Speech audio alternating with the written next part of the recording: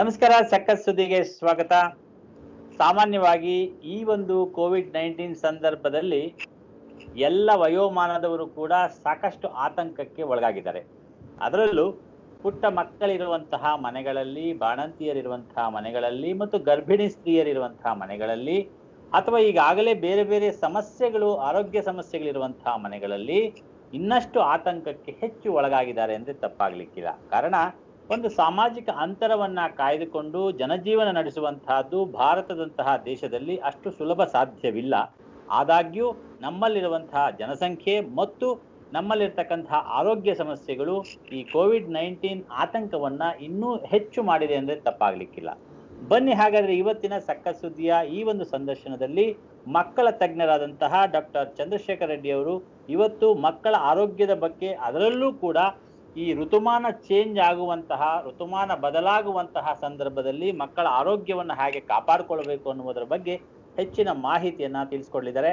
ನಮಸ್ಕಾರ ಡಾಕ್ಟ್ರೇ, welcome to ಸಕ್ಕತ್ ಸುದ್ದಿ. ನಮಸ್ಕಾರ.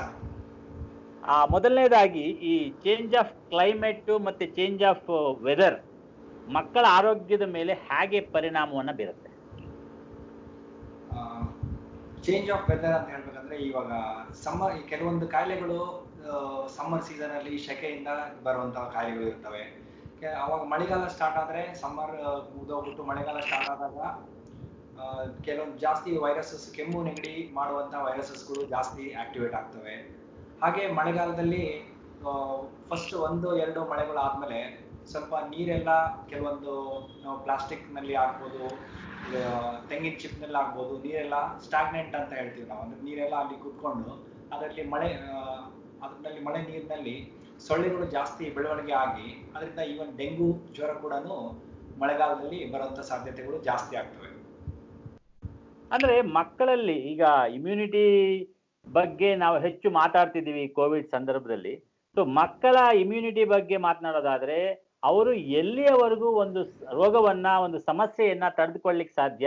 ಅವರ ಇಮ್ಯುನಿಟಿ ಪವರ್ ಹೇಗಿರುತ್ತೆ? ನಾರ್ಮಲಿ ನಾವು ಮಕ್ಕಳು ಅಂದ ತಕ್ಷಣ ಬರೀ ಸೈಜ್ ಅಲ್ಲಿ ಚಿಕ್ಕವರಾಗಿರ್ತಾರೆ.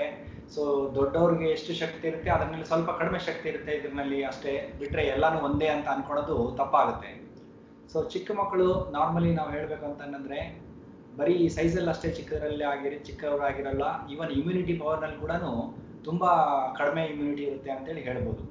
ಸೊ ಹಾಗೆ ಮಗು ಬೆಳೀತಾ ಹೋಗುತ್ತೆ, ಹಾಗೆ ಇಮ್ಯುನಿಟಿ ಪವರ್ ಕೂಡ ಜಾಸ್ತಿ ಆಗುತ್ತೆ.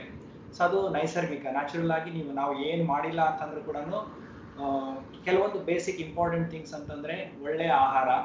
ಫಸ್ಟ್ ಹುಟ್ಟಿದಾಗಿಂದ ಫಸ್ಟ್ 6 months ವರೆಗೂ ಬರೀ ತಾಯಿ ಎದೆ ಹಾಲು ಕುಡಿದ್ರೆ ಅದರಲ್ಲಿ ಇಮ್ಯುನಿಟಿ ಪವರ್ಸ್ ಮತ್ತೆ ನ್ಯೂಟ್ರಿಷನ್ ಎರಡೂ ಇಂಪ್ರೂವ್ ಆಗುತ್ತೆ.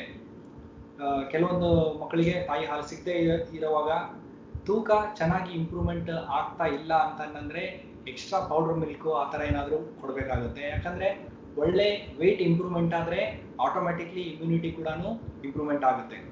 ಸೊ 6 months ನಂತರ ಮಕ್ಕಳಿಗೆ ನಾವು ಔಟ್ಸೈಡ್ ಫುಡ್ ಅಂದ್ರೆ ಮನೇಲಿ ಮಾಡಿರೋ ರಾಗಿ ಗಂಜಿ ಆಗಿರ್ಬೋದು, ಈವನ್ ನಾವು ಊಟ ಮಾಡೋಂಥ ಪದಾರ್ಥಗಳು, ಇಡ್ಲಿ, ದೋಸೆ, ಈ ತರ ಮನೇಲಿ ಮಾಡಿರೋಂಥ ಎಲ್ಲ ಅಡುಗೆಗಳನ್ನು ನಾವು ಮಕ್ಕಳಿಗೆ ಕೊಡ್ತೀವಿ. ಮೇನ್ಲಿ ಪೌಷ್ಟಿಕತೆ ಇಂಪ್ರೂವ್ ಆಗ್ಬೇಕಂತಂದ್ರೆ ಬರೀ ಇವಾಗ ಹೆಲ್ತ್ಗೆ ಒಳ್ಳೇದು ಅಂತ ಹೇಳ್ಬಿಟ್ಟು ಬರೀ ಫ್ರೂಟ್ಸ್ ಅಷ್ಟೇ ತಿನ್ಕೊಂಡು ಹೋದ್ರೆ ಹೆಲ್ತ್ ಇಂಪ್ರೂವ್ಮೆಂಟ್ ಅಷ್ಟಾಗಲ್ಲ.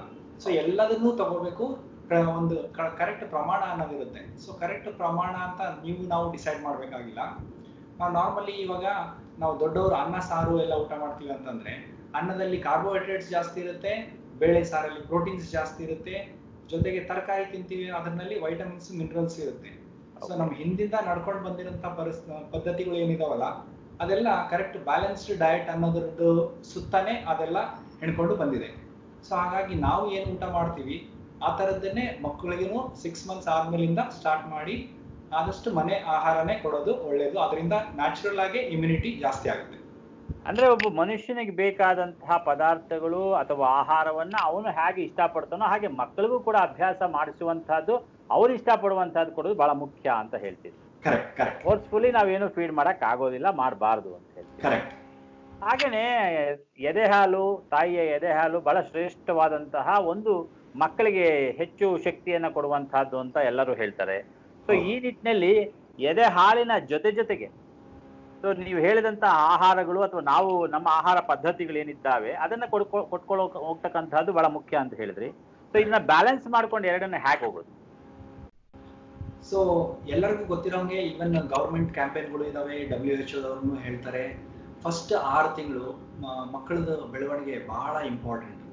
ಸೊ ಫಸ್ಟ್ ಅದ್ರಲ್ಲಿ ಕೂಡ ಫಸ್ಟ್ 3 ಮಂತ್ಸ್ ಹೇಳ್ಬೇಕಾದ್ರೆ ನಾವು ಒಂದು ಬಿಲ್ಡಿಂಗ್ ಎಷ್ಟು ಸ್ಟ್ರಾಂಗ್ ಇರುತ್ತೆ ಅಂತೇಳಿ ನಾವು ಯೋಚನೆ ಮಾಡ್ಬೇಕಂದ್ರೆ ಅದ್ರದ್ದು ಫೌಂಡೇಶನ್ ಟೈಮ್ನಲ್ಲಿ ಎಲ್ಲ ಚೆನ್ನಾಗಿ ಆಗಿತ್ತಾ ಇಲ್ಲ ಅನ್ನೋದ್ರ ಮೇಲೆ ಡಿಸೈಡ್ ಆಗುತ್ತೆ. ಸೊ ಫಸ್ಟ್ 3 ಮಂತ್ಸ್ನಲ್ಲಿ ಮಕ್ಕಳು ಹುಟ್ಟಿದಾಗಿಂದ ಏನಿಲ್ಲ ಅಂತಂದ್ರೂ ಒಂದು 3/4 kg 1 kg ವರೆಗೂ ಪ್ರತಿ ತಿಂಗಳು ಜಾಸ್ತಿ ಆಗ್ತಾ ಹೋಗ್ತಾರೆ. ಸಪೋಸ್ ಇದು ಫಸ್ಟ್ 3 ಮಂತ್ಸ್ನಲ್ಲಿ ಅವರಿಗೆ ಅಪೌಷ್ಟಿಕತೆ ಏನಾದರೂ ಆಯಿತು ಅಂದರೆ ತಾಯಿ ಹಾಲು ಸಾಕಾಗ್ತಾ ಇಲ್ಲ, ಹಾಗಾಗಿ ತೂಕ ಏನಾದರೂ ಕಡಿಮೆ ಉಳಿತು, ಎಷ್ಟು ಇಂಪ್ರೂವ್ಮೆಂಟ್ ಆಗಬೇಕಾಗಿತ್ತು ಅದ್ರ ಪ್ರಕಾರ ಇಂಪ್ರೂವ್ಮೆಂಟ್ ಆಗಿಲ್ಲ ಅಂತಂದರೆ ಆಮೇಲೆ ತುಂಬ ಕಷ್ಟಪಟ್ಟರು ಕೂಡ ಮುಂಚೆ ಯಾವ ರೀತಿಯಲ್ಲಿ ಬೆಳಿಬೇಕಾಗಿತ್ತು ಮಗು ಆ ರೀತಿ ಬೆಳೀದೇ ಇರಬಹುದು. ಸೊ ಒಂದು ಸರ್ತಿ ಪಾಪುದು ತೂಕ ಏನಾದರೂ ನಾವು ಕಡಿಮೆ ಇದೆ, ಇಂಪ್ರೂವ್ಮೆಂಟ್ ಆಗ್ತಾ ಇಲ್ಲ, ಆಮೇಲೆ ಏನಾಗ್ಬೋದು ಆ ಏಜಿಗೆ ತಕ್ಕಂಗೆ ಸ್ವಲ್ಪ ಪ್ರಮಾಣದಲ್ಲಿ ಇಂಪ್ರೂವ್ಮೆಂಟ್ ಆಗ್ಬೋದು. ಆದರೆ ಯಾವ ಆ ಏಜಿಗೆ ಬರ್ತ್ ವೇಟ್ ಪ್ರಕಾರ ಎಷ್ಟಿರಬೇಕಾಗಿತ್ತು ಅಷ್ಟು ರೀಚ್ ಆಗಿಲ್ಲ ಪಾಪು ಅಂತಂದ್ರೆ, ಮಗು ಆ ರೀತಿ ರೀಚ್ ಆಗಿಲ್ಲ ಅಂತಂದ್ರೆ ಅದು ಅಪೌಷ್ಟಿಕತೆ ಅಂತ ಹೇಳ್ತೀವಿ. ಅದರಿಂದ ಆಟೋಮೆಟಿಕ್ಲಿ ಸ್ವಲ್ಪ ಇಮ್ಯುನಿಟಿ ಕಡಿಮೆ ಇರುತ್ತೆ. ಜಾಸ್ತಿ ಬೇರೆ ಮಕ್ಕಳಿಗೆ, ನಾರ್ಮಲ್ ಮಕ್ಕಳಿಗೆ ಕಂಪೇರ್ ಮಾಡಿದರೆ ಜಾಸ್ತಿ ಕೆಮ್ಮು ನೆಗಡಿ ಬರೋಂಥದ್ದು, ಈವನ್ ವಾಂತಿ ಭೇದಿ ಆಗೋಂಥದ್ದು, ಈಸಿಯಾಗಿ ಇನ್ಫೆಕ್ಷನ್ಗಳಿಗೆ ತುತ್ತಾಗೋಂಥದ್ದು ಚಾನ್ಸಸ್ ಜಾಸ್ತಿ ಆಗ್ತವೆ. Okay.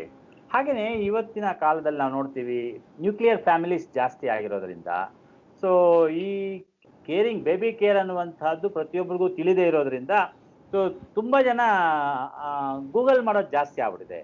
So Google is not A solution ಅಂತ ಎಷ್ಟೋ ಡಾಕ್ಟರ್ಸ್ ಹೇಳಿದ್ರು ಕೂಡ ಜನ ಅದನ್ನೇ ಮಾಡ್ತಾರೆ. ಸೊ ಈ ನಿಟ್ಟಿನಲ್ಲಿ ಸೊ ಇಂತಹವ್ರಿಗೆ ಏನು ಹೇಳ್ತೀವಿ? ಸೊ ಎಲ್ಲರೂ ಕಾಲಕ್ಕೆ ತಕ್ಕಂತೆ ಬದಲಾಗ್ತಾ ಇದ್ದಾರೆ.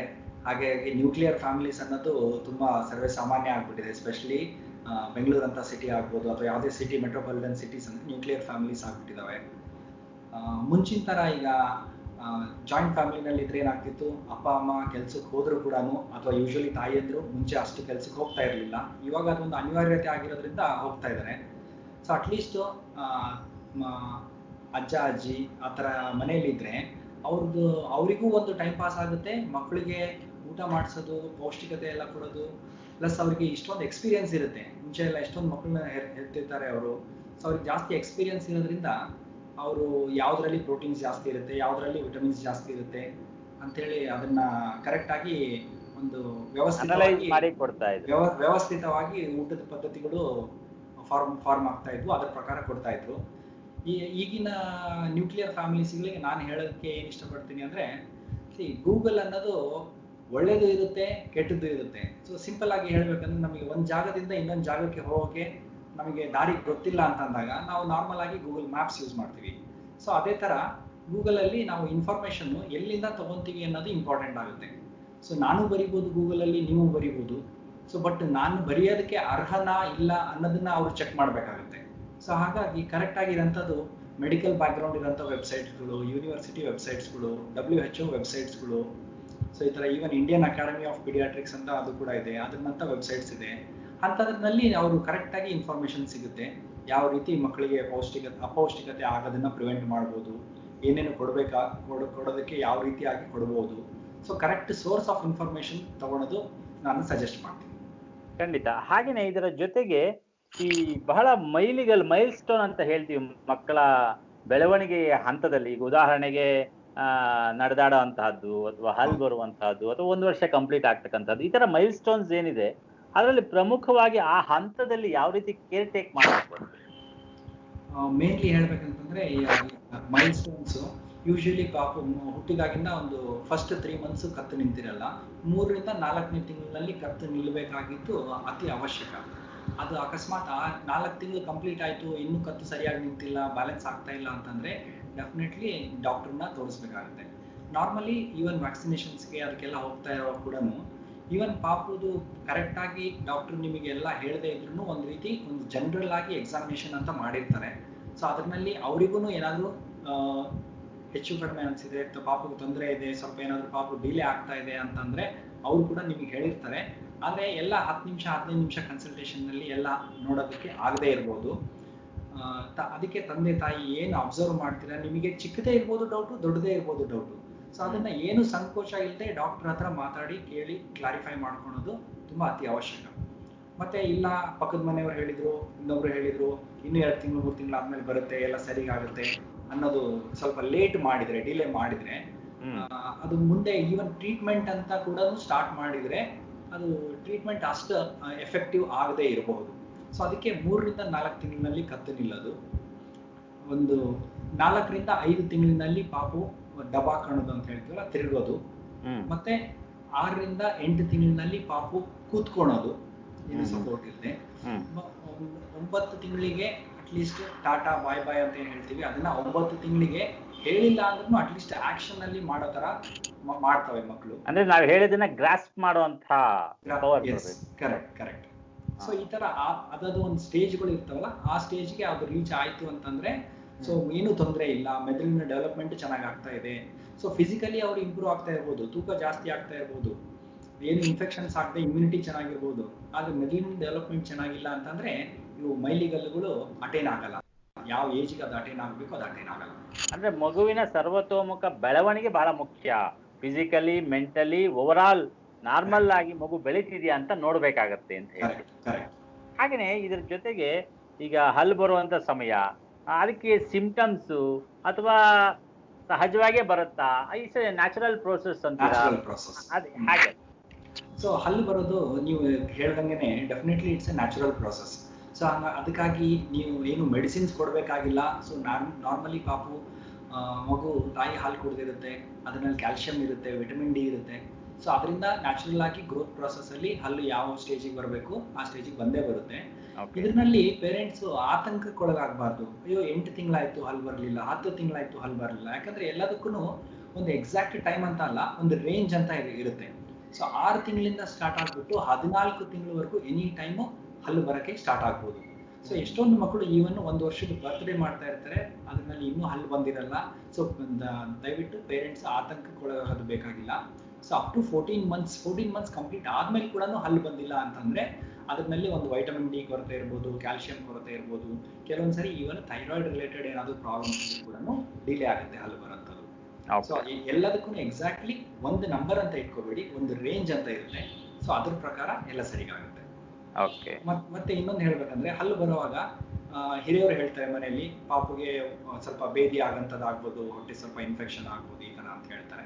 ಸೊ ಅವ್ರು ಹೇಳಿದ್ದು 100ಕ್ಕೆ 100 ಆಗ್ಲೇಬೇಕು ಅಂತೇನಿಲ್ಲ, ಬಟ್ ಮೆಜಾರಿಟಿ ಆಫ್ ಕೇಸಸ್ ಅಲ್ಲಿ ಆಗೋದಕ್ಕೆ ಒಂದು ರೀಸನ್ ಕೂಡ ಇದೆ. ಯಾಕಂದ್ರೆ ಆ ಟೈಮ್ ನಲ್ಲಿ ಪಾಪುಗೆ ಹೊಸಡಿಗೆ ಎಲ್ಲ ಸ್ವಲ್ಪ ಇರಿಟೇಷನ್ ಜಾಸ್ತಿ ಇರುತ್ತೆ. ಹಲ್ಲು ಬರೋ ಟೈಮ್ನಲ್ಲಿ ಸ್ವಲ್ಪ ಅದಕ್ಕೆ ಪೇನ್ ಅಂತ ಹೇಳೋಕ್ಕಿಂತನೂ ಇರಿಟೇಷನ್ ಜಾಸ್ತಿ ಇರುತ್ತೆ. ಸೊ ಅದು ಇರಿಟೇಷನ್ ಕಡಿಮೆ ಮಾಡೋದಕ್ಕೆ ಮಗು ಏನ್ ಮಾಡುತ್ತೆ, ಕೈಗೆ ಸಿಕ್ಕಿರೋದನ್ನೆಲ್ಲ ತಗೊಂಡು ಬಾಯಿಗೆ ಹಾಕಿ ಕಚ್ಚೋದಕ್ಕೆ ಪ್ರಯತ್ನ ಮಾಡುತ್ತೆ. ಸೊ ಅವಾಗ ಅದ್ರ ಮೇಲೆ ನಾವು ಅದು ಇದು ಮುಟ್ಬಿಟ್ಟು ಬಾಯಲ್ಲಿ ಏನು ಕೈಗೆ ಸಿಕ್ಕಿಲ್ಲ ಅಂತಂದ್ರೂ ಕೂಡ ಅದು ತಂದೆ ಕೈ ಬೆರಳುಗಳನ್ನಾದ್ರೂ ಚಪ್ಪರಿಸಕ್ಕೆ ನೋಡುತ್ತೆ. ಸೊ ಏನಾದ್ರೂ ಮುಟ್ಟಿ ಅದು ತಿನ್ನೋವಾಗ ಆತರ ಕೈನೆಲ್ಲ ಮುಟ್ಟಿ ನೋಡುವಾಗ ಅದರಿಂದ ಹೊಟ್ಟೆ ಇನ್ಫೆಕ್ಷನ್ ಆಗಿ ಅದರಿಂದ ಲೂಸ್ ಮೋಷನ್ ಆಗುತ್ತೆ. ಸೊ ಲೂಸ್ ಇಲ್ಲ. ಸೊ ಎಷ್ಟೊಂದು ಮಕ್ಕಳಿಗೆ ಲೂಸ್ ಮೋಷನ್ ಆಗದೇನೆ ಹಲ್ಲು ಬಂದಿರುತ್ತೆ, ಅಯ್ಯೋ ಹಂಗೆ ಬಂತಲ್ಲ ಅನ್ನೋದಕ್ಕೂ ಆತಂಕ ಪಡಬೇಕಾಗಿಲ್ಲ.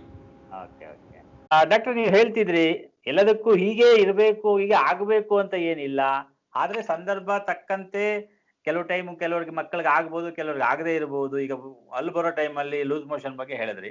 ಹಾಗೆ ಬೇರೆ ಫುಡ್ ಹ್ಯಾಬಿಟ್ಸ್ ಅಂತ ಬಂದಾಗ ಈಗ ನೈಸರ್ಗಿಕವಾಗಿ ನಾವು ತಿನ್ನೋದು ನಮ್ಮ ಮಕ್ಕಳಿಗೆ ಕೊಡ್ತೀವಿ, ಅವರವರ ಹ್ಯಾಬಿಟ್ಸ್ನ ಅವ್ರ ಮಕ್ಕಳಿಗೆ ಅಭ್ಯಾಸ ಮಾಡಿಸ್ತಾರೆ. ಸೊ ಹೀಗೆ ಇರಬೇಕು ಅಂತ ಪ್ರೋಟೋಕಾಲ್ ಹಾಕೊಂಡು ಜನ ಬಹಳ ಟೆನ್ಷನ್ ಮಾಡ್ಕೊಳ್ಳುವಂಥವ್ರು, ಇಂಥವ್ರಿಗೆ ಏನ್ ಹೇಳ್ತೀರಿ? ಸೊ ತುಂಬಾ ಮುಖ್ಯವಾದ ಕ್ವಶನ್ ಕೇಳಿದ್ರಿ ನೀವು, ಒಳ್ಳೇದು. ಸೊ 6 ತಿಂಗಳು ತಾಯಿ ಹಾಲು ಅಷ್ಟೇ ಕೊಡಬೇಕು ಅಂತ ಎಲ್ಲರೂ ಹೇಳ್ತಾರೆ, ಗೌರ್ಮೆಂಟ್ ಹೇಳ್ತಾರೆ, WHO ಹೇಳ್ತಾರೆ. ಅದ 6 ಮಂತ್ಸ್ ಕಂಪ್ಲೀಟ್ ಆದ್ಮೇಲೆ ಕೆಲವೊಂದು ತಾಯಂದ್ರು ಕೇಳ್ಬೋದು, ಯಾಕೆ 1 ವರ್ಷದವರೆಗೂ ಕೊಟ್ರೆ ಏನಾಗುತ್ತೆ ಬರೀ ತಾಯಿ ಹಾಲು ಅಂತ. ಸೊ ಕೊಟ್ರೆ ತೊಂದರೆ ಏನು ಇಲ್ಲ, ಅದು ಹಾಲು ಕೊಡೋದ್ರಿಂದ ತೊಂದರೆ ಆಗಲ್ಲ. ಬಟ್ ಅವಾಗ ಏನಾಗುತ್ತೆ ಅಂದ್ರೆ ಮಗುವಿನ ಬೆಳವಣಿಗೆಗೆ ಹೆಚ್ಚಿನ ಕ್ಯಾಲೋರೀಸ್ ಬೇಕಾಗುತ್ತೆ, ಕಾರ್ಬೋಹೈಡ್ರೇಟ್ಸ್, ಪ್ರೋಟೀನ್ಸ್ ಬೇಕಾಗುತ್ತೆ. ಅದರಿಂದ 7ನೇ ತಿಂಗಳು ಸ್ಟಾರ್ಟ್ ಆದಾಗ್ಲಿಂದ ಅವರು ಹೊರಗಡೆ ಫುಡ್ ಅಂತಂದ್ರೆ ನಾವು ಏನು ಊಟ ಮಾಡ್ತೀವಿ ನಮ್ಮ ಮನೆಯಲ್ಲಿ ಮಾಡುವಂತ ಅನುಗುಣವಾಗಿ ಕೊಡ್ಬೋದು ನಾವು. ಅಕ್ಕಿ, ರಾಗಿ, ಗೋಧಿ, ಬೇಳೆ, ಡಿಫ್ರೆಂಟ್ ಇಂಥದ್ದೆಲ್ಲ ಗಂಜಿ ಥರ ಇನಿಷಿಯಲಿ ಶುರು ಮಾಡಿಬಿಟ್ಟು ಸೊ ಒಂದೊಂದಾಗಿ ಒಂದು 4-5 ದಿನಕ್ಕೊಂದು ಅಥವಾ ಒಂದು ವಾರಕ್ಕೊಂದು ಹೊಸ ಪದಾರ್ಥಗಳನ್ನು ಇಂಟ್ರೊಡ್ಯೂಸ್ ಮಾಡ್ತಾ ಹೋಗ್ಬೋದು. ಕೆಲವೊಂದು ಸರ್ತಿ ಮಕ್ಕಳು ಮೆಜಾರಿಟಿ ಏನೂ ತೊಂದರೆ ಆಗಲ್ಲ ಇದರಲ್ಲಿ. ಒಂದು 10% 20% ಮಕ್ಕಳಲ್ಲಿ ಕೆಲವೊಬ್ಬರಿಗೆ ಅಡ್ಜಸ್ಟ್ ಆಗದೆ ಇಲ್ಲ ಅಂತಂದರೆ, ಅದು ಸೆಟ್ ಆಗಿಲ್ಲ ಅಂತಂದರೆ ಲೂಸ್ ಮೋಷನ್ಸ್ ಆಗೋ ಸಾಧ್ಯತೆಗಳಿರುತ್ತೆ. ಸೊ ಅದನ್ನ ಲೂಸ್ ಮೋಷನ್ ಆದರೆ ಮತ್ತೆ ಎಕ್ಸ್ಟ್ರಾ ಏನು ಮಾಡೋದಿರಲ್ಲ, ಇದನ್ನು ನಿಲ್ಲಿಸ್ಬಿಟ್ಟು ಮತ್ತೆ ಸ್ವಲ್ಪ ದಿನ ಆದಮೇಲೆ ಮತ್ತೆ ರೀಸ್ಟಾರ್ಟ್ ಮಾಡ್ಬೋದು. ಸೊ ತುಂಬ ಟೈಮ್ ಟೇಬಲ್ ಹಾಕ್ಕೊಂಡ್ಬಿಟ್ಟು ಇದನ್ನೇ ತಿನ್ನಿಸ್ಬೇಕು, ಇಷ್ಟೇ ತಿನ್ನಿಸ್ಬೇಕು. ಎಷ್ಟೊಂದು ಜನ ಪೇರೆಂಟ್ಸ್ ಏನು ಕೇಳ್ತಾರೆ ಅಂತಂದರೆ ಎಷ್ಟು ನೀರು ಕುಡಿಸ್ಬೇಕು ಒಂದು ದಿನಕ್ಕೆ ಅಂತ ಕ್ವಶನ್ ಕೇಳ್ತಾರೆ. ಸೊ ಅದಕ್ಕೆ ನಾನು ಇಮಿಡಿಯೇಟ್ಲಿ ಆನ್ಸರ್ ಹೇಳೋಕ್ಕಿಂತ ಇನ್ನೊಂದು ಏನು ಮಾಡ್ತೀನಿ ಅಂದರೆ ಅವರಿಗೆ ನೀವು ಎಷ್ಟು ನೀರು ಕುಡಿತೀರಿ ಅಂತ ಕೇಳ್ತೀನಿ ಒಂದು ದಿನಕ್ಕೆ. ಸೊ ಅವರು 1.5 ಲೀಟ್ರು 2 ಲೀಟ್ರು ಅಂತ ಆನ್ಸರ್ ಹೇಳಿದ್ರು ಕೂಡ ಯಾರು ಅಳತೆ ಮಾಡಿ ಕುಡಿಯಲ್ಲ ನಾವು ನೀರನ್ನ. ಸೊ ಊಟ, ನಿದ್ರೆ ಮತ್ತೆ ಬಾಯಾರಿಕೆ ಇದು ನೈಸರ್ಗಿಕ. ನಾವು ಎಲ್ಲಿದ್ರೂ ನಮಗೆ ಹೊಟ್ಟೆ ಹಸಿವೆ ಆಗುತ್ತೆ, ನೀರು ಕುಡಿಬೇಕಂತ ಬಾಯಾರಿಕೆ ಆಗುತ್ತೆ, ಮತ್ತೆ ಸಾಕಾದಾಗ ನಾವು ನಿದ್ದೆ ಮಾಡ್ತೀವಿ. ಸೊ ಅದಕ್ಕೆ ಒಂದು ರುಟೀನ್ ಮಾಡಬೇಕೇ ಹೊರತು ನಾವು ಇಷ್ಟೇ ಮಾಡಬೇಕು ಅಷ್ಟೇ ಮಾಡಬೇಕು ಅಂತ ರೂಲ್ಸ್ ಹಾಕೊಂಡು ಕೂತ್ಕೋಬಾರ್ದು. ಓಕೆ, ರೂಲ್ಸ್ ಹಾಕೊಂಡ್ರೆ ಫಸ್ಟ್ ಒಂದು ಹಾಕೊಂಡಿರೋದು ರೂಲ್ಸ್ ತಪ್ಪಾಗಿರ್ಬೋದು. ಅದಕ್ಕೆ ಪಾಪುಗಳು ಅಡ್ಜಸ್ಟ್ ಆಗಿಲ್ಲ ಅಂತಂದ್ರೆ ಇನ್ನೂ ಜಾಸ್ತಿ ಟೆನ್ಷನ್ ಮಾಡ್ಕೊಂತಾರೆ. ಅದರಲ್ಲಿ ಒಂದು ಮನೆಯಲ್ಲಿರೋ ವಾತಾವರಣ ಕೂಡ ಒಂದು ಟೆನ್ಷನ್ ಆಗ್ಬಿಡುತ್ತೆ. ಓಕೆ ಅಂದ್ರೆ ಅಕಾರ್ಡಿಂಗ್ ಟು ಏನು ರಿಕ್ವೈರ್ಮೆಂಟ್ಸ್ ಮಗು ಏನು ಕೇಳತ್ತೆ ಅದನ್ನ ಕೊಟ್ಕೊಂಡು ಹೋಗ್ಬೇಕೆ ಹೊರತು ಯಾವ್ದು ಹೆಲ್ತಿ ಯಾವ್ದು ಅನ್ಹೆಲ್ತಿ ಅನ್ನೋದು ನಮಗ್ ಗೊತ್ತಿರ್ಬೇಕಷ್ಟೇ. ಅದನ್ನ ಮಕ್ಕಳಿಗೆ ಹೇಳ್ಕೊಡ್ಬೇಕು ಅಂತ ನಾವು ಹೇಳ್ತಿದ್ದೀವಿ. ಹಾಗೇನೆ ಇದರ ಜೊತೆಗೆ ಈ ಸೆಲ್ಫ್ ಮೆಡಿಕೇಶನ್ ಇವತ್ತಿನ ಕಾಲದಲ್ಲಿ ತುಂಬಾ ಜಾಸ್ತಿ ಆಗ್ತಿದೆ. ಜನರು ತಾವೇ ಏನೋ ಪ್ರಯೋಗ ಮಾಡಕ್ ಹೊರಡ್ತಾರೆ. ಅದು ಊಟ ತಿಂಡಿ ಇರ್ಬೋದು ಅಥವಾ ಬೇರೆ ಬೇರೆ ವಿಚಾರಗಳಿರು, ಹೆಲ್ತ್ ವಿಷಯಗಳು ಯಾವುದೇ ಆಗ್ಲಿ. ಸೊ ಅಂಥವ್ರಿಗೆ ಏನು ಹೇಳ್ತೀವಿ? So self medications completely wrong ಅಂತ ಹೇಳಲ್ಲ. ಸೊ ಏನೇ ಯೂಸ್ ಮಾಡಿದ್ರು at least basic medicines usually doctor ಹತ್ರ ಹೋದಾಗ ವ್ಯಾಕ್ಸಿನೇಷನ್ಗೆ ಹೋಗಿರ್ಬೋದು, ಜನರಲ್ ಹೆಲ್ತ್ ಚೆಕಪ್ಗೆ ಹೋಗಿರ್ಬೋದು, ಒಂದು ಸಿಂಪಲ್ ಆಗಿ ಫೀವರ್ ಮೆಡಿಸಿನ್ ಅಂತ ಇರುತ್ತೆ, ಒಂದು ಹೊಟ್ಟೆ ನೋವಿಗಂತ ಒಂದು ಮೆಡಿಸಿನ್ ಇರುತ್ತೆ. ಸೊ ಈ ಒಂದು 2 ಅಥವಾ 3 ನಾರ್ಮಲ್ ಮೆಡಿಸಿನ್ಸ್ಗಳನ್ನ ಮನೇಲಿ ಇಟ್ಕೊಳೋದು ಒಳ್ಳೇದು ಅಂತ ಹೇಳ್ತೀನಿ. ಎಸ್ಪೆಷಲಿ ಇವಾಗ ಕೊರೋನಾ ಅಂತ ಕೇಸಸ್ ಅಂದರೆ ಕೊರೋನಾ ಅಂತ ಸಿಚುವೇಶನ್ ಇರುವಾಗ ಒಂದು ಚಿಕ್ಕ ಪುಟ್ಟ ಏನು ತೊಂದರೆ ಇದ್ರೂ ಕೂಡ ಇಮಿಡಿಯೇಟ್ ಆಗಿ ಡಾಕ್ಟರ್ ಹತ್ರ ಹೋಗೋದಕ್ಕೆ ಆಗದೇ ಇರ್ಬೋದು, ಅಥವಾ ಹೋಗೋದಕ್ಕೆ ಅವಶ್ಯಕತೆನೂ ಇಲ್ಲ. ಸೊ ಕೆಲವೊಂದು ಸರ್ತಿ ಒಂದಿನ ಜ್ವರ ಬಂದಿರುತ್ತೆ. ಸೊ ಒಂದಿನ ಜ್ವರ ಇತ್ತು ಅಂತಂದರೆ ನಾವು ಬರೀ ಜ್ವರ ಒಂದಕ್ಕೇನೆ ಡಾಕ್ಟರ್ ಹತ್ರ ಹೋಗೋದು ಬೇಕಾಗಲ್ಲ. ಸೆಲ್ಫ್ ಮೆಡಿಕೇಶನ್ ಅಂತಂದರೆ ಪ್ರೀವಿಯಸ್ ಪ್ರಿಸ್ಕ್ರಿಪ್ಷನ್ ನೋಡಿರಬೇಕು. ಸೊ ಎಷ್ಟು ಡೋಸ್ ಕೊಡಬೇಕು, ಯಾವ ಮೆಡಿಸಿನ್ ಕೊಡಬೇಕು ಅನ್ನೋದು ಗೊತ್ತಿದ್ರೆ ಸಾಕು. ಅವರೇ ಒಂದು ಇಂಟರ್ನೆಟ್ ನೋಡ್ಬಿಟ್ಟು ನಾನು ಮೆಡಿಸಿನ್ ತರಿಸ್ಕೊತೀನಿ, ಆನ್ಲೈನ್ ತರಿಸ್ಕೊತೀನಿ, ಅದ್ರದ್ದು ಡೋಸೇಜ್ ಎಲ್ಲೋ ಚೆಕ್ ಮಾಡಿಬಿಟ್ಟು ಒಂದು ವೆಬ್ಸೈಟಲ್ಲಿ ಚೆಕ್ ಮಾಡಿ ಕೊಡ್ತೀನಿ ಅಂದರೆ ಅದು ತಪ್ಪಾಗುತ್ತೆ. ಸೊ ಅವ್ರು ಆಲ್ರೆಡಿ ಒಂದು ಏನು ಮೆಡಿಸಿನ್ ಕೊಡಬೇಕು, ಯಾವುದಕ್ಕೆ ಕೊಡಬೇಕು, ಎಷ್ಟು ಪ್ರಮಾಣದಲ್ಲಿ ಕೊಡಬೇಕು ಅಂತ ಅಟ್ಲೀಸ್ಟ್ ಅವರು ಡಾಕ್ಟರ್ ಸಲಹೆ ಪ್ರೀವಿಯಸ್ಲಿ ತಗೊಂಡಿದ್ರೆ ಅದನ್ನ ಕೊಡ್ಬೋದು. ತಮ್ಮಷ್ಟಕ್ಕೆ ತಾವೇ ಆಂಟಿಬಯೋಟಿಕ್ಸ್ ಒಂದು ಸ್ಟಾರ್ಟ್ ಮಾಡೋದು ಅಷ್ಟು ಒಳ್ಳೇದಲ್ಲ ಅಂತ ನಾನು ಸಜೆಸ್ಟ್ ಮಾಡ್ತೀನಿ. ಓಕೆ, ಇದರ ಜೊತೆಗೆ ಮಕ್ಕಳ ಗ್ರೋತ್ ಬಗ್ಗೆ ಫಿಸಿಕಲಿ, ಮೆಂಟಲಿ ಮತ್ತೆ ಅವರು ಹೇಗೆ ಬೆಳೀತಿದ್ದಾರೆ ಅಂತ ಚೆಕ್ ಮಾಡ್ಕೊಳ್ಬೇಕಾದ್ರೆ ಇದಕ್ಕೆ ಮಿನಿಮಮ್ ಯಾವ ರೀತಿ ಚೆಕ್ ಮಾಡ್ಕೊಳ್ಬೋದು? ಅವ್ರಿಗೆ ತಂತಾನೆ ಹೌದಪ್ಪ ನನ್ನ ಮಗು ಎಲ್ಲಾ ರೀತಿಯಲ್ಲೂ ಬೆಳೀತಿದೆ ಅಂತ ಅಮ್ಮನಿಗೆ ಗೊತ್ತಾಗ್ಬೇಕಾದ್ರೆ ಸೊ ಎಷ್ಟೊಂದು ತಾಯಂದ್ರಿಗೆ ಇದು ಡೌಟ್ ಇರುತ್ತೆ, ನಾನು ತಿನ್ಸೋ ಅಂದ್ರೆ ಇನಿಷಿಯಲಿ ಅಂದ್ರೆ ಫಸ್ಟ್ 6 months ಅಲ್ಲಿ ನಾನು ಕೊಡ್ತಾ ಇರೋ ತಾಯಿ ಹಾಲು ಸಾಕಾಗ್ತಾ ಇದೆಯೋ ಇಲ್ಲೋ ಪಾಪುಗೆ ಅಂತ ಹೇಳ್ಬಿಟ್ಟು. ಸೊ ಅದು ಡಾಕ್ಟರ್ ಹತ್ರ ಬಂದು ತೂಕ ಚೆಕ್ ಮಾಡಿಸಿದಾಗ ನಿಮಗೆ ಕರೆಕ್ಟ್ ಆಗಿ ಗೊತ್ತಾಗುತ್ತೆ. ಹಂಗಂತ ದಿನ ಡಾಕ್ಟರ್ ಹತ್ರ ಹೋಗಿ ಚೆಕ್ ಮಾಡಿಸೋದು ಅದು ಪ್ರಾಕ್ಟಿಕಲಿ ಪಾಸಿಬಲ್ನೂ ಅಲ್ಲ, ಅಡ್ವೈಸಬಲ್ನೂ ಅಲ್ಲ. ಸೊ ಒಂದು ಇಂಡೈರೆಕ್ಟ್ ಎವಿಡೆನ್ಸ್ ಹೆಂಗೆ ಅಂತಂದ್ರೆ, ಸೊ ಪಾಪು ಒಂದು ಫೀಡ್ ತಗೊಂಡಾದ್ಮೇಲೆ ಈಗ ಒಂದು ಅಟ್ಲೀಸ್ಟ್ ಒಂದು 2 hours to 3 hours ನಿದ್ದೆ ಮಾಡ್ಬಿಟ್ಟು ತಿರ್ಗಾ ಎದ್ದು ಹಾಲಿಗೆ ಕೇಳಿದ್ರೆ ಅವಾಗ ಅದು ಹೊಟ್ಟೆ ತುಂಬ್ತಾ ಇದೆ, ಸಫಿಷಿಯಂಟ್ ಆಗ್ತಾ ಇದೆ ಅಂತ ಒಂದು ನಮಗೆ ಗೊತ್ತಾಗುತ್ತೆ. ಇನ್ನೊಂದು ಏನಂತಂದ್ರೆ ಇಡೀ 24 ಗಂಟೆನಲ್ಲಿ ನ್ಯೂ ಬಾರ್ನ್ ಪೀರಿಯಡ್ ಇಂದ ಹಿಡಿದ್ಬಿಟ್ಟು ಫಸ್ಟ್ ಒಂದು 3 months ವರ್ಗು ಒಂದು ದಿನಕ್ಕೆ 5 ರಿಂದ 6 ಸರ್ತಿ ಪಾಪು ಯೂರಿನ್ ಮಾಡ್ತಾ ಇದೆ ಅಂತಂದ್ರೆ ಅದಕ್ಕೆ ಹೊಟ್ಟೆ ಸಫಿಷಿಯಂಟ್ ಆಗಿ ತುಂಬ್ತಾ ಇದೆ, ಹಾಲು ಸಾಕಾಗ್ತಾ ಇದೆ, ಅದರಿಂದಾನೇ ಅದು ಯೂರಿನ್ ಸಫಿಷಿಯಂಟ್ ಆಗಿ ಮಾಡ್ತಾ ಇದೆ ಅಂತ ಹೇಳ್ಬೋದು. ಹಾಗೆ ಮೋಷನ್ದು ಲೆಕ್ಕ ಇಡೋದು ಅಷ್ಟು ಅವಶ್ಯಕತೆ ಇಲ್ಲ. ಯಾಕಂದ್ರೆ ಕೆಲವೊಂದು ಮಕ್ಕಳು 3 ರಿಂದ 4 ದಿನದಲ್ಲಿ ಒಂದ್ಸರ್ತಿ ಮೋಷನ್ ಮಾಡ್ತಾರೆ, ಅದೂ ನಾರ್ಮಲ್ ಅಂತ ಹೇಳ್ಬೋದು. ಕೆಲವೊಂದು ಮಕ್ಕಳು ಒಂದು ದಿನಕ್ಕೆ 8 ರಿಂದ 10 ಸರಿ ಮೋಷನ್ಸ್ ಮಾಡ್ತಾರೆ, ಅದು ಕೂಡ ನಾರ್ಮಲ್ ಅಂತ ಹೇಳ್ಬೋದು. ಓಕೆ, ಸೊ ಹಾಗಾಗಿ ಈ ಒಂದು ವಿಚಾರಗಳನ್ನ ತಾಯಿಯಾದವಳು ಅಥವಾ ತಂದೆ ತಾಯಿ ಮನೆಯಲ್ಲಿರ್ತಕ್ಕಂಥ ಜನ ಅದನ್ನ ಗಮನಿಸ್ಬೇಕು. ಅಂದ್ರೆ ಒಂದು ಅಬ್ಸರ್ವೇಷನ್ ಮಗು ಮೇಲೆ ಇರಲೇಬೇಕು. ಹೊಟ್ಟೆ ಹಾಗೆ- ತುಂಬಿರೋ ಮಗು ಒಂದು 2-3 ಅವರ್ ಆದ್ರೂ ನಿದ್ದೆ ಮಾಡುತ್ತೆ. 5-5 ನಿಮಿಷಕ್ಕೆ 10 ನಿಮಿಷಕ್ಕೆ ಎದ್ದೇಳಲ್ಲ. ಮತ್ತೆ ಅಟ್ಲೀಸ್ಟ್ ಒಂದು 5ರಿಂದ 6 ಸತಿ ಆದ್ರೂ ಯೂರಿನ್ ಮಾಡುತ್ತೆ 24 ಅವರ್ಸ್ ಅಲ್ಲಿ, ಅಂದ್ರೆ ಹೊಟ್ಟೆ ತುಂಬಿದೆ ಅಂತ ಅರ್ಥ. ಇನ್ನೊಂದು ರಫ್ ಫಾರ್ಮುಲಾ ಅಂತ ಕೂಡ ಹೇಳ್ತೀನಿ ನಾನು. ಸೊ ಇದು ಎಲ್ಲಾ ಕಡೆನೂ ಇದೆ, ಎಲ್ಲರಿಗೂ ಗೊತ್ತಿರೋಂಥ ವಿಷಯ ಅಂತ ಅನ್ಕೊಂತೀನಿ. ಸೊ ಹುಟ್ಟಿರೋ ಪಾಪು ಅಂದ್ರೆ ಬರ್ತ್ ವೆಯ್ಟ್ ಅಂತ ಏನಿರುತ್ತಲ್ಲ, ಹುಟ್ಟಿದಾಗ ತೂಕ, ಅದು 4.5ರಿಂದ 5 ತಿಂಗಳಿನಲ್ಲಿ ಡಬಲ್ ಆಗುತ್ತೆ. ಓಕೆ. ಮತ್ತೆ ಒಂದು ವರ್ಷದ ಫಸ್ಟ್ ಇಯರ್ ಬರ್ಡೇ ಅಷ್ಟರಲ್ಲಿ 3 ಪಟ್ಟು ಆಗುತ್ತೆ. ಹುಟ್ಟಿರೋ ತೂಕ 3 ಪಟ್ಟು ಆಗುತ್ತೆ ಒಂದು ವರ್ಷಕ್ಕೆ. ಸೊ ಇಷ್ಟ ಆಗ್ಬಿಟ್ರೆ ಬೆಳವಣಿಗೆ ಸರಿಗ್ ಆಗ್ತಾ ಇದೆ, ಅದು ಊಟ ಮಾಡ್ತಾ ಇರೋದು ಸಫಿಶಿಯಂಟ್ ಆಗ್ತಾ ಇದೆ ಅಂತ ನಾನು ತಾಯಂದ್ರು ಅನ್ಕೋಬಹುದು. ಅಂದ್ರೆ ಒಂದು ವರ್ಷಕ್ಕೆ 1:3 ಮಿನಿಮಮ್ ವೇಟ್ ಬೆಳವಣಿಗೆ ಆಗಿರುತ್ತೆ ಫಿಸಿಕಲಿ ಅನ್ನುವಂತಹದ್ದು ಒಂದು ಲೆಕ್ಕಾಚಾರ ಇಟ್ಕೋಬಹುದು. ಕರೆಕ್ಟ್. ಓಕೆ. ಹಾಗೆ ನಿಮ್ಮ ಹತ್ರ ಬರುವಂತ ವೆರಿ ಟಿಪಿಕಲ್ ಕ್ವಶನ್ಸ್ ಏನು? ನನ್ನ ಹತ್ರ ಬರುವಂತ ಟಿಪಿಕಲ್ ಕ್ವಶನ್ಸ್ ಬರ್ತಾರೆ ಮಕ್ಕಳು, ತಾಯಂದ್ರು ಮಕ್ಕಳ ಬಗ್ಗೆ ಅಂಥವ್ರು. So initially first 2 to 3 months of life ಅಲ್ಲಿ ಫಸ್ಟ್ 1 month ಅಷ್ಟೊಂದು ತೊಂದರೆ ಇರಲ್ಲ ಅಂತ ಅನ್ಕೊಂತೀನಿ. ಎಕ್ಸೆಪ್ಟ್ ಫೀಡಿಂಗ್, ನನ್ನ ಹತ್ರ ಫೀಡಿಂಗ್ ಹಾಲು ಬರ್ತಾ ಇಲ್ಲ, ನಾನು ಏನು ಊಟ ಮಾಡಬೇಕು, ನಾನು ಏನೇನು ಊಟ ಮಾಡಬಾರ್ದು. ಸೊ ಎಷ್ಟೊಂದು ನ್ಯೂ ಬಾರ್ನ್ ಮದರ್ಸ್ ಅಂದ್ರೆ ಹೊಸದಾಗಿ ಹುಟ್ಟಿದಂತ ಮಗುವಿಂದ ತಾಯಂದ್ರದ್ದು ಕ್ವಶನ್ಸ್ ಅಂತಂದ್ರೆ, ಇದು ತಿನ್ಬಾರ್ದು, ಅದು ತಿನ್ಬಾರ್ದು, ಏನಾದ್ರು ಕುಡ್ಬಿಟ್ರೆ, ಜ್ಯೂಸ್ ಕುಡ್ಬಿಟ್ರೆ ಪಾಪುಗೆ ಶೀತ ಆಗುತ್ತೆ, ಆ ಥರ ಏನಿರಲ್ಲ. ಸೊ ದೇವರು ಒಂದು ಇಲ್ಲಿ ಫಿಲ್ಟರ್ ಅಂತ ಮಾಡಿರ್ತಾನೆ. ತಾಯಿ ಎಷ್ಟೇ ಏನಾದ್ರು ಕೆಟ್ಟದ್ದು ತಗೊಂಡ್ರು ಕೂಡ ತಾಯಿ ಹಾಲಲ್ಲಿ ಹೋಗೋದು ಮಾತ್ರ ಒಳ್ಳೇದಿರುತ್ತೆ. ಸೊ ಹಾಗಾಗಿ ಅವರು ನ್ಯಾಚುರಲ್ ಆಗಿ ಪ್ರೆಗ್ನೆನ್ಸಿಗಿಂತ ಮುಂಚೆ ಏನೇನೆಲ್ಲ ಊಟ ಮಾಡ್ತಾ ಇದ್ರು ಅದನ್ನೆಲ್ಲಾನು ಊಟ ಮಾಡಬಹುದು. ರಿಸ್ಟ್ರಿಕ್ಷನ್ಸ್ ಅಂತ ಏನು ಇರಲ್ಲ. ಓಕೆ. ನಮ್ಮ ದೇಶದಲ್ಲಿ ಈ ಲೇಡೀಸ್ ಎಲ್ಲ ಆಲ್ಕೋಹಾಲ್ ಕುಡಿಯೋದು ಆ ಥರದ್ದು ಇರಲ್ಲ, ವೆಸ್ಟರ್ನ್ ಕಂಟ್ರೀಸ್ ಅಲ್ಲಿ ಇರ್ಬೋದು. ಹಾಗಾಗಿ ನಾನು ಅದನ್ನ ಇಲ್ಲಿ ಹೇಳಕ್ ಇಷ್ಟಪಡಲ್ಲ. Okay, fine. ಓವರ್ ಆಲ್ ಎಲ್ಲ ಅಮ್ಮಂದರಿಗೆ ಈ ಟೈಮಲ್ಲಿ ಸಕ್ಕತ್ ಸುದ್ದಿ ಮೂಲಕ ಏನು ಅಡ್ವೈಸ್ ಅನ್ನು ಹೇಳಕ್ ಇಷ್ಟಪಡ್ತೀನಿ? ಫಸ್ಟ್, ಇದು ಬಾಣಂತನ ಅನ್ನೋದು ಒಂದು ಕಾಯಿಲೆ ಅಲ್ಲ, ಅದು ಒಂದು ಗಿಫ್ಟ್ ಅಂತ ಅರ್ಥ ಮಾಡ್ಕೋಬೇಕು. ಸೊ ಪ್ರೆಗ್ನೆನ್ಸಿ ಆಯ್ತು, ಡೆಲಿವರಿ ಆಯ್ತು, ಇನ್ನು ಬಾಣಂತನ ಸ್ಟಾರ್ಟ್ ಆಗಿದೆ, ಅದ್ರಲ್ಲಿ ಪಾಪುಗೆ ಹಾಲು ಕುಡ್ಸಕ್ ಸ್ಟಾರ್ಟ್ ಮಾಡಿದೀರಾ. ಸೊ ಎಲ್ಲದನ್ನು ಒಂದು ಇದು ಮತ್ತೆ 2ನೇ ಪಾಪುಗೆ ಬರ್ಬೋದು. ಎಷ್ಟೊಂದು ಜನ ಒಂದೇ ಪಾಪುಗೆ ಲಿಮಿಟೇಷನ್ಸ್ ಮಾಡ್ಕೊಂತಾರೆ ಫ್ಯಾಮಿಲಿ ಪ್ಲಾನಿಂಗ್ ಮಾಡ್ಕೊಂಡು. ಸೊ ಇದನ್ನ ಎಷ್ಟು ಸಾಧ್ಯ ಆಗುತ್ತೆ ಅಷ್ಟು ಸಂತೋಷದಿಂದ ನೀವು ಎಂಜಾಯ್ ಮಾಡ್ಕೊಂಡು ಲ್ಯಾಕ್ಟೇಷನ್ ಪೀರಿಯಡ್ ನ ಕಳಿಬೇಕು ಅಂತ ಹೇಳಕ್ ಇಷ್ಟಪಡ್ತೀನಿ. ಅಂದ್ರೆ ಈ ಬಾಣಂತನ ಹೇಳಿದ್ರಲ್ಲ, ಅದರ ಟೆನ್ಯೂರ್ ಎಲ್ಲಿವರೆಗೂ ಹಾಗಿದ್ರೆ? ಟೆನ್ಯೂರ್ ಆಲ್ಮೋಸ್ಟ್ 1 ವರ್ಷವರೆಗೂ ಅಂತ ಹೇಳ್ಬೋದು. Okay, fine. ಬಹಳ ಸಂತೋಷ ಡಾಕ್ಟ್ರೆ. ಮಕ್ಕಳ ಆರೋಗ್ಯದ ಬಗ್ಗೆ, ಅದರಲ್ಲೂ ಈ ಕೋವಿಡ್ನಂತಹ ಸಂದರ್ಭದಲ್ಲಿ ಮಕ್ಕಳ ಆರೋಗ್ಯ ಮತ್ತು ಎಲ್ಲದಕ್ಕೂ ಕೂಡ ಡಾಕ್ಟರ್ ಹತ್ರ ಹೋಗ್ಬೇಕು ಅಂತ ಅನಿವಾರ್ಯತೆ ಇರೋದಿಲ್ಲ ಕೆಲವು ಟೈಮು.